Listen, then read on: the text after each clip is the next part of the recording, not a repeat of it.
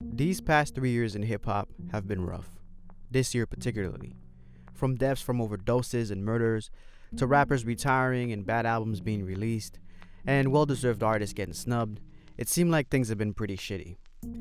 This put me in a really dark mood, and it got me thinking as I was reminded how bad shit can really get in this world. There are a lot of bright moments as well, but I thought it was good to look at all these moments and try to learn something from them so we can improve and be better for the future. In my opinion, life is split into having two meanings. The first meaning is that life is about suffering. Look around you for a few seconds and you'll see that ailments and unhappiness make a bulk of existence. Poverty, disease, misfortune, pain are big things in everybody's life. Sure, there are a few people out there who may be enjoying their spring and summer right now, and not to be negative, but your winter will be coming soon in one way or another. No matter who you are in life, pain and suffering will find you no matter what you do. How you respond to it will either prolong it unnecessarily or end it as you learn something from it and become better as a person. In hip-hop in the last few years, we've seen bad reactions to pain and suffering.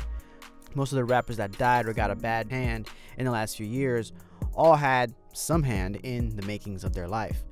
Now, this video is not meant to be judgmental, and I'm the last person who would throw dirt on a dead man or dead woman, but I really do think it's important to look at these things to learn something from them so we can do better and avoid them in the future. Pop Smoke, King Von, and a myriad of other rappers that died this year were all unfortunate and no doubt negative results of living that street life. But one that hit home for me was an unknown rapper by the name of Lexi. She was a 21-year-old female rapper that died of an overdose early this year on January 1st, only a few weeks after Juice WRLD passed away. I did a little digging and found out about her family past and was not very good from the surface, so I can only imagine how much worse he might have gotten if I dug deeper. She's the granddaughter of the founder of the Zapp Funk band, Roger Troutman. Roger would be shot and killed at the age of 47, and his son Roger Trout Jr., who was Lexi's father, was murdered alongside a nanny by the name of Carolyn Marie Leet by the brother of Roger and who was the uncle of Lexi. It's clear that the family had suffered some major tragedies throughout their family history, despite the fame and money they got from working in the music industry. The generational horror had unfortunately passed on to Lexi. All this happened in 2012, so Lexi was 12 or so. Left without a father due to a horrific, traumatizing incident in her early life, it was no surprise she would go on a bad path, as people who suffer such things rarely have an easy time adjusting to normal life, and without the usual walls and limits most of us have that would stop us from doing stupid things. She slowly went down a path that would lead to her demise. Unfortunately, Lexi didn't receive her chance to change, at least in this lifetime. And on January 1st of this year, she died due to an accidental overdose of a mixture of fentanyl and ethanol. The point I'm making about this is how actions done long ago can have an effect way down the line and hurt someone else. Just the same way some of the past actions of the rappers who died came back to haunt them and hurt them.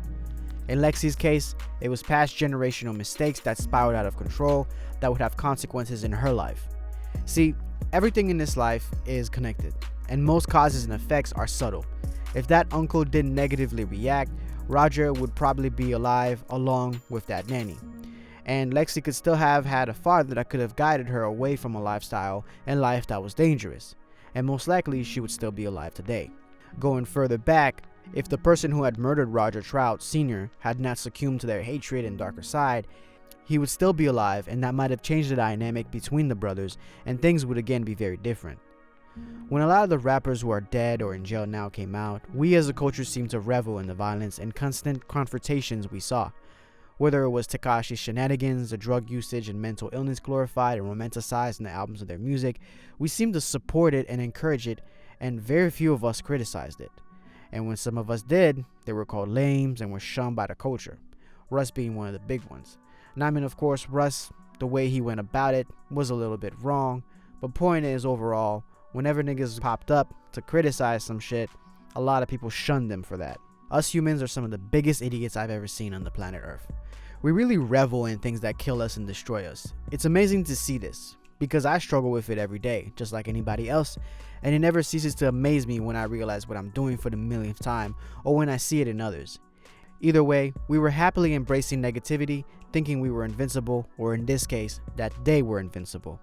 And 3 years later, we brought all the consequences, with most of them being locked up or buried. And all the RIPs, though heartwarming when genuinely said, won't bring them back. Plenty of these things happen on a day-to-day basis, and this is why it's important to touch on these things for all who may be going through it or listening. These are things that go ignored in the music industry and in life. These subtle facts rule our everyday life, and we must take notice of them if we are to make better decisions.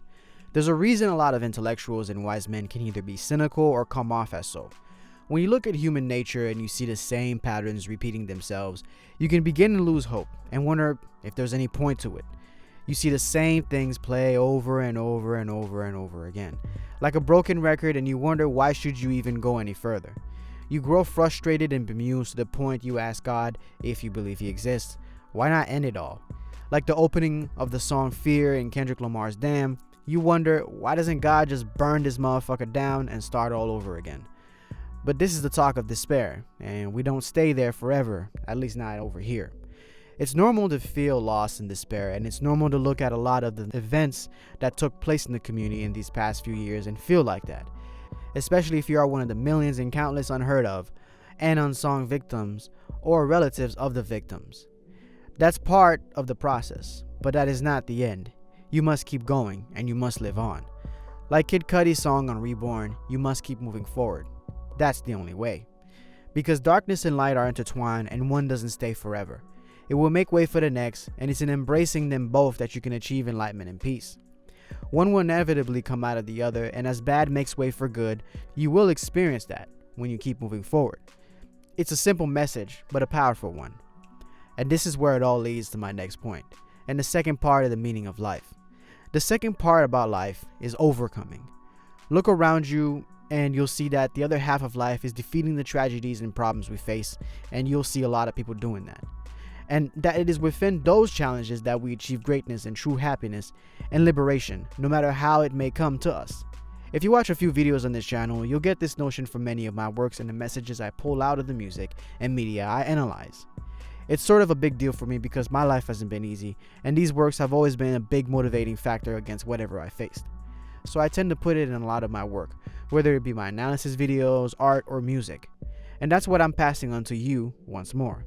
Because it's never a bad message to reiterate. We humans can easily forget, and we need constant reminding. I know I do.